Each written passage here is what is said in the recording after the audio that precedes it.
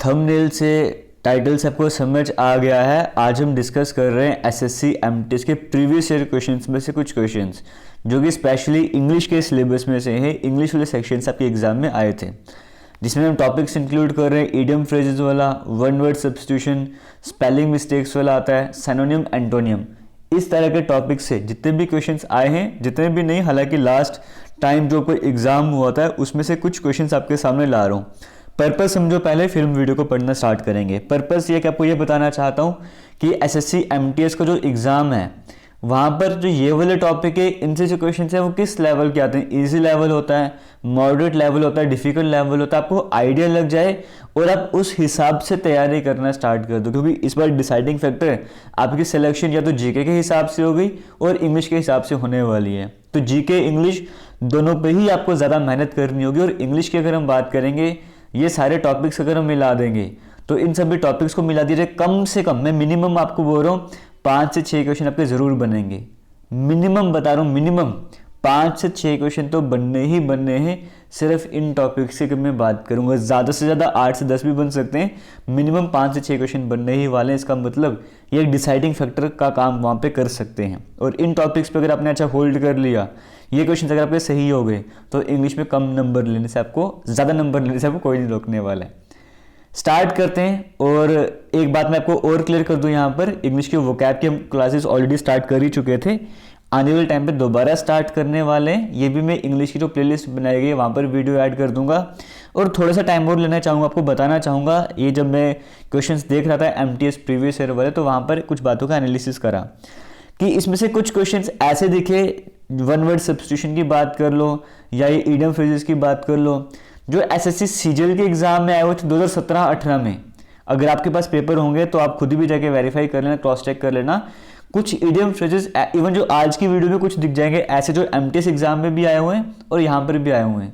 कुछ ऐसे क्वेश्चन जो जीडी के एग्जाम में आए हुए हैं, वो जीडी के एग्जाम में तो आए थे, वो एसएससी एमटीएस में भी आए हुए हैं। इसका मतलब जब हम इन टॉपिक्स की तैयारी कर रहे हैं तो एसएससी के जो बाकी एग्जाम में क्वेश्चंस आए हुए हैं, जो पुराने हैं 18, 19, 20, 17, 16, इस तरह के जो भी पेपर हुए हैं, हम वो भी कवर करेंगे। और वो मैं आपको करवाता जाऊंगा, आपको एक्स्ट्रा एफर्ट्स लगाने की जरूरत नहीं है, सिर्फ आपको पढ़ते जाना है। तो स्टार्ट करते हैं आज की वीडियो। जैसे पहला क्वेश्चन आपके सामने स्क्रीन में है, ये सभी क्वेश्चन एग्जाम में आए हुए हैं। आपको कहा गया select the most appropriate synonym of the word reveal. Reveal जो वर्ड आपके सामने देखने को मिल रहा है, इसका बिल्कुल सही सिनोनिम, सिनोनिम मतलब same meaning, as for synonym, as for same meaning.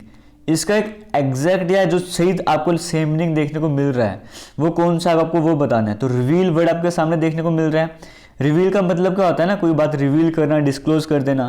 तो इसका मतलब डिस्क्लोज यहाँ पे करेक्ट आंसर हो जाएगा। Option number D correct answer हो जाएगा।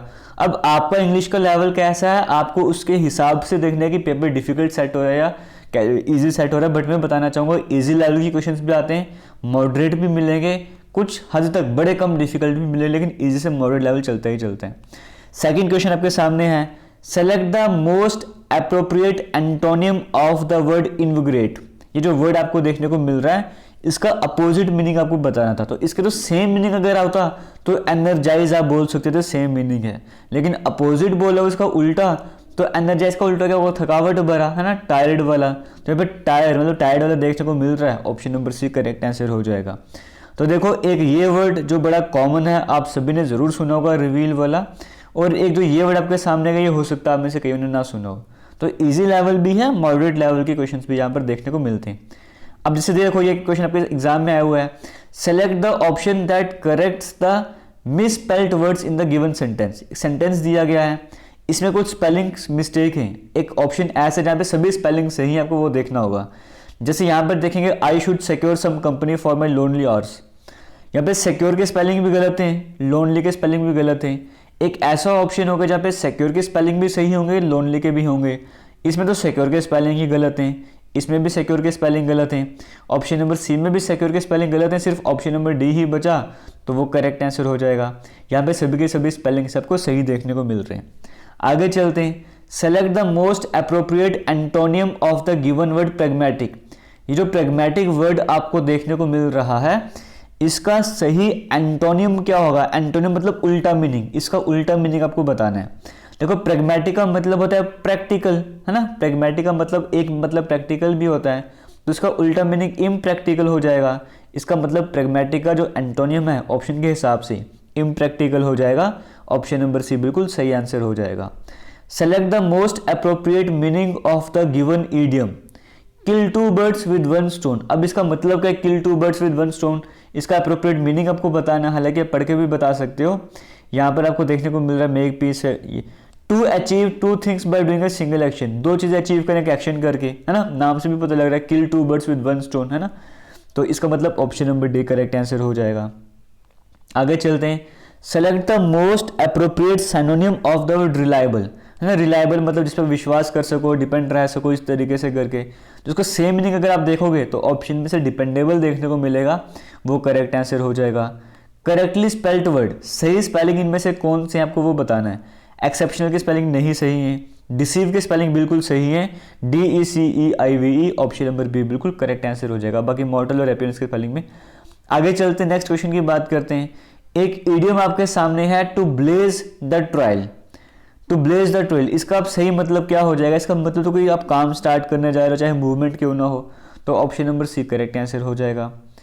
ये वर्ड आपके सामने है सीरीन, इसका आपको एंटोनिम बताना है। देखो इसका मतलब क्या होता है, शांत स्वभाव वाला, है ना, जो शांत हो, पीसफुल हो, उसके लिए हम ये वर्ड यूज करते हैं। लेकिन आपको उल्टा मतलब बताना था ना, तो उल्टा मतलब कौन सा हो सकता है? अगर ऑप्शंस की बात करेंगे, ये एजिटेट वाला, गुस्सा दिलाने वाला, तो ऑप्शन नंबर डी यहाँ पे करेक्ट आंसर हो जाएगा। आगे चलते हैं, नेक्स्ट क्वेश्चन की बात कर लेते हैं। ठीक है, आपको सिनोनिम बताना है। इस बार सेंटेंस दिया गया है, उस सेंटेंस की हेल्प से आपको बताना है इसका मतलब क्या होने वाला है। Both songs have been reworked giving them fresh impetus. अब ये जो इम्पेटस आपको देखने को मिल रहा है, इस इम्पेटस का मतलब क्या आपको वो बताना है। इसका मतलब होता है कि किसी को एनकरेज करना, प्रोत्साहित करना, इस तरीके से करके।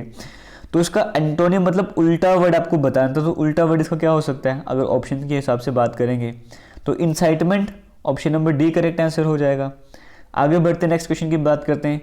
करेक्टली स्पेल्ड वर्ड, ऐसा वर्ड इसके स्पेलिंग बिल्कुल सही है, ऑप्शन आपके सामने है। तो मॉन्यूमेंटल के स्पेलिंग बिल्कुल सही देखने को मिल रहे हैं, option number B correct answer हो जाएगा। ये पीडीएफ आपको टेलीग्राम पर मिल जाएगा, और टेलीग्राम पर आज से ही हमने स्टार्ट कर दिया है, डेली बेसिस पे कुछ क्वेश्चंस आपके सामने आते रहते हैं। जो प्रीवियस ईयर क्वेश्चंस थे एज अ क्विज की फॉर्मेट में आते रहते हैं, आप वो जाके तो अटेम्प्ट कर सकते हो। हालांकि एक ही क्वेश्चन का सेट करके आता रहता है।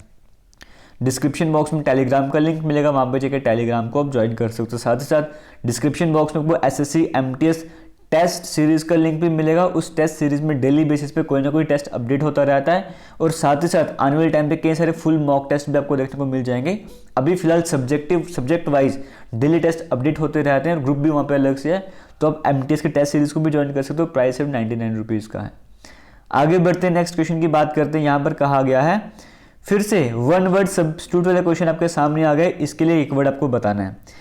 In exactly the same words as were used originally, मतलब सेम वर्ड्स आपको बताने, जो जैसे कुछ सेम स्टेटमेंट देनी, जो ओरिजिनल वर्ड से स्टेटमेंट को दोबारा से बताना, इस तरीके से आपसे पूछा गया। तो उसके लिए हम क्या वर्ड यूज करेंगे? अगर सेम वर्ड यूज करना हो, सिंगल वर्ड यूज करना, तो वर्बेटिम, ऑप्शन नंबर डी यहाँ पे करेक्ट आंसर हो जाएगा। बसल वर्ड आपको देखने को मिल रहा है, इसका आपको सिनोनिम बताना है, सेम मीनिंग बताना ना, तो रश, एक्साइटमेंट, इस तरह से हो जाएगा, तो option number A correct answer हो जाएगा। करेक्टली स्पेल्ड वर्ड, सही स्पेलिंग किसके हैं? ऑप्शन आपके सामने चल रहे हैं, आपको वो बताना है। तो प्रोपेंसिटी के स्पेलिंग बिल्कुल सही है, बाकी स्पेलिंग डिमोलिश हो गया, पैटर्न, कंसिस्टेंसी, सभी के स्पेलिंग गलत हैं। प्रोपेंसिटी के स्पेलिंग बिल्कुल सही है, जिसका मतलब हैबिट होता है, कंसिस्टेंसी आप कह सकते हो, तो ऑप्शन नंबर ए यहाँ पे करेक्ट आंसर हो जाएगा।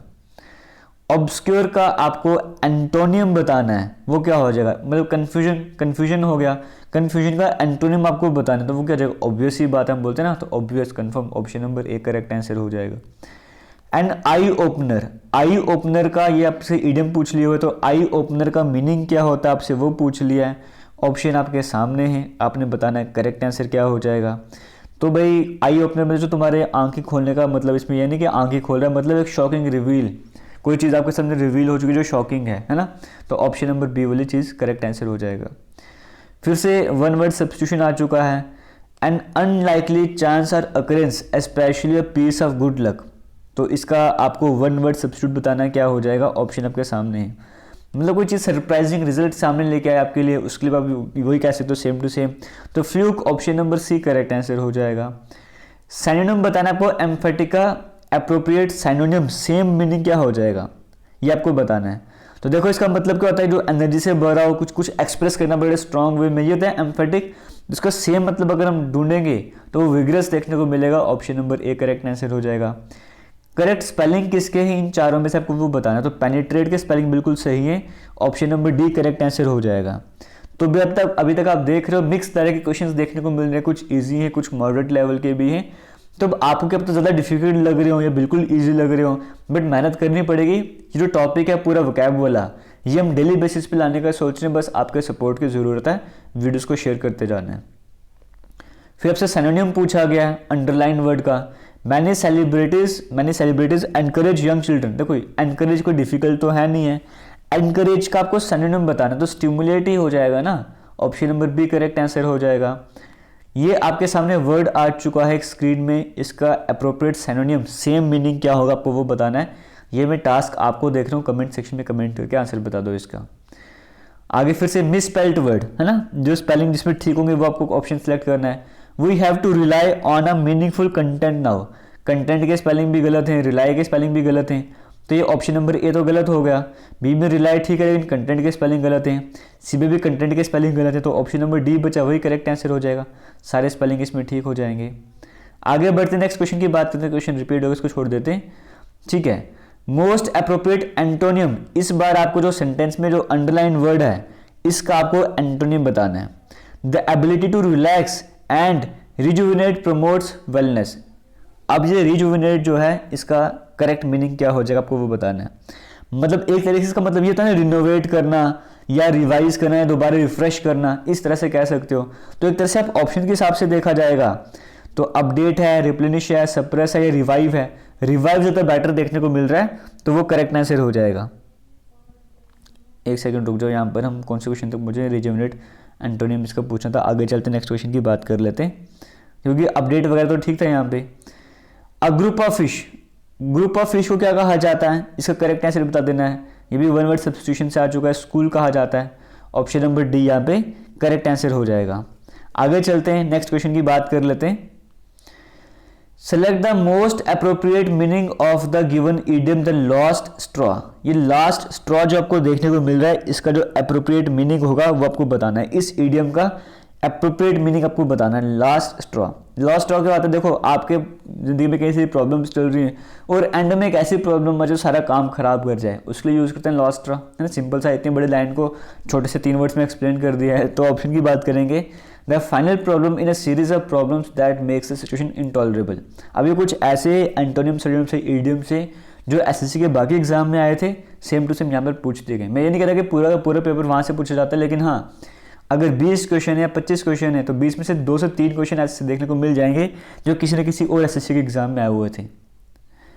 अब ये काम करना, ये वाला है ना, इसका करेक्ट आंसर आप मुझे बता देना।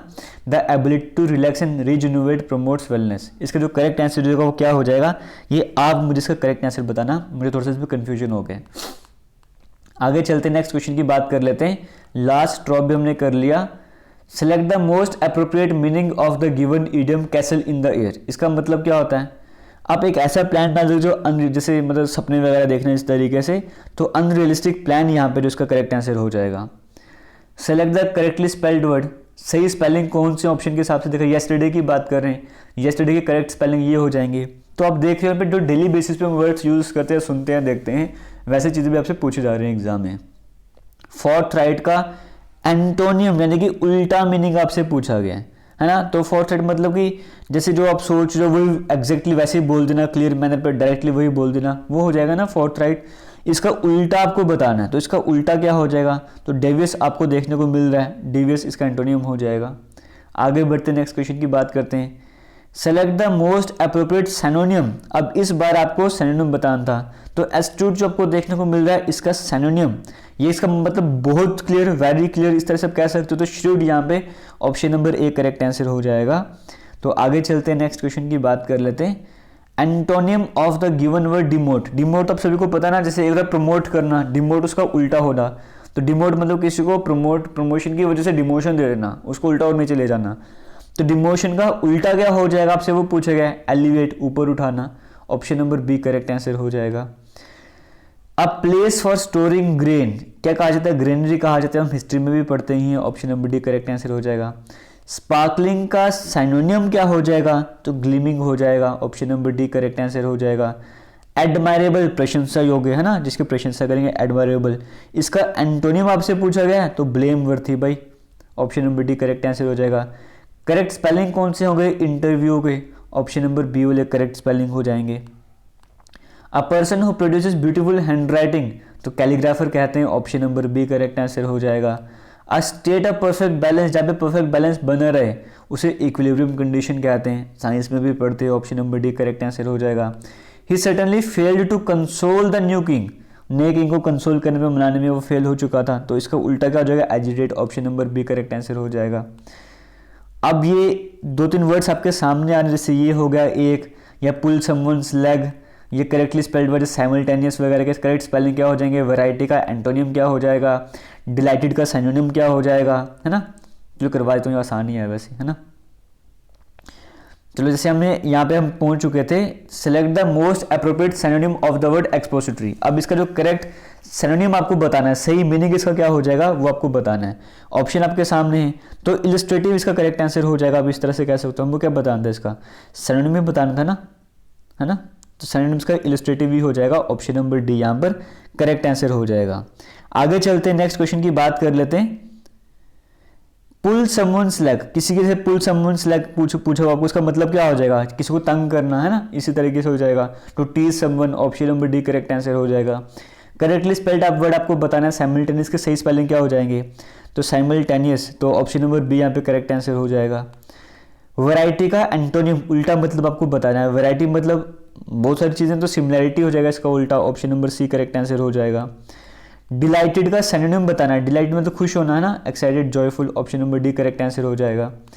A short story with a moral, एक शॉर्ट स्टोरी कुछ मोरल भी हो तो उसके लिए क्या वर्ड यूज़ करते हैं, पैरेबल, ये option number D correct answer हो जाएगा। और ये मैंने देखा, ये सीजीएल में भी पूछा गया था, और जीडी में भी पूछा गया था, सीएचएसएल में भी पूछा गया था, आपसे भी पूछा गया, तो पैरेबल करेक्ट आंसर हो जाएगा।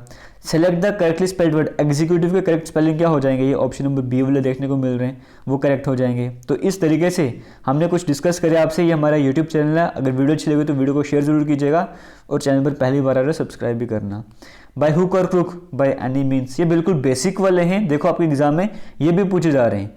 तो जो हम आपको करवा रहे हैं वो कैब वगैरह जो आपको स्टार्ट करवाया हुआ है, एक वीडियो अपलोड भी हो चुकी है, तो हम वहाँ पर बेसिक से लेके अच्छे लेवल तक जाएंगे, ठीक है। तो ये मत बोलना बेसिक लेवल के करवाया जा रहा है, आपने पेपर देख लिया, बेसिक लेवल की क्वेश्चन सबसे पूछे जा रहे हैं। अब ये 2-3 बच चुके हैं, इनका जो करेक्ट आंसर है मैं आपको पीडीएफ प्रोवाइड कर दूंगा, वहाँ पे पीडीएफ में जाके इनको देख लेना और इनको ट्राई कर लेना। फिलहाल आज की वीडियो को करेंगे एंड, मिलेंगे नई वीडियो में, तब तक के लिए थैंक यू, जय हिंद।